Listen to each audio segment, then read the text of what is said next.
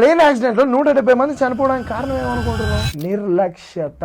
Boeing company యొక్క quality engineer Sam Salehpour Boeing models security compromise అవుతున్నాయి అని public గా ఎక్స్పోజ్ చేశాడు. విజిల్ బ్లోవర్స్ అయిన John Barnett and Joshua Dean వీళ్ళిద్దరు బోయింగ్ క్వాలిటీస్ గురించి ఎక్స్పోజ్ చేస్తే ఇద్దరిని చంపేశారు. 107 యాక్సిడెంట్స్ అయ్యాయి 2000 నుంచి 2005 వరకు. ఎందుకు గావు చెత్త పాలసీస్ పెడితే? Directorate general of civil aviation DGCA ఇది ఎయిర్లైన్స్ యొక్క regulatory body. Maximum airline companies మీద ఎంత ఫైన్ వేస్తుంది అనుకుంటున్నావు? Maximum 1 CR. ఎలాంటి వయలేషన్ అయినా, ఎంత సివియర్ వయలేషన్ అయినా 1 CR maximum fine. Airline companies యొక్క డైలీ రెవెన్యూ 100 కోట్ల పైన ఉంటది. వాళ్ళకి నువ్వు 1 crore ఫైన్ వేస్తే గంట కూడా ఫరక్ పడదు. ఇవి మళ్ళా latest fines. Air craft act 1934 ప్రకారం మాక్సిమం 10 లక్షలే ఫైన్. లేటెస్ట్ గా 1 CR చేశారు. వేరే కంట్రీస్ లో లైక్ US UK లాంటి కంట్రీస్ లో FAA ఉంటది, అంటే ఫెడరల్ ఏవియేషన్ అడ్మినిస్ట్రేషన్. ఈ బాడీ ఎంతైనా ఫైన్ వేయొచ్చు ఎయిర్లైన్ కంపెనీస్ మీద వాళ్ళు చేసే తప్పు బట్టి. సౌత్ వెస్ట్ ఎయిర్లైన్స్ పైన $140 బిలియన్ ఫైన్ వేసింది, అంటే 1200 crores civil penalty fine. Reason ఏంటో తెలుసా? వింటర్ స్టార్మ్స్ వల్ల ఫ్లైట్స్ క్యాన్సిల్ చేశారు, దాని వల్ల కస్టమర్స్ ఇబ్బంది పడ్డారు అని చెప్పి అంత ఫైన్ వేసింది.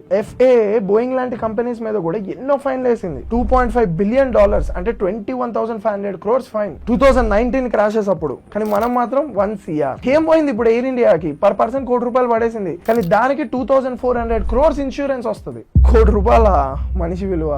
ఇంకోటి ఏంటంటే ఏదైనా మనకి పీకల్ దాకా వచ్చేంత వరకు మనం పట్టించుకోము. For example Mumbai local train ఉంది, మోస్ట్ డేంజరస్ ట్రైన్ జర్నీ అది. 20 years నుంచి 51,000 మెంబర్స్, నేను కరెక్ట్ గానే అంటున్నా, 51,000 మెంబర్స్ చనిపోయారు ఈ ట్రైన్ జర్నీలో. కానీ మనం పట్టించుకోము. ఎప్పుడు పట్టించుకుంటాం?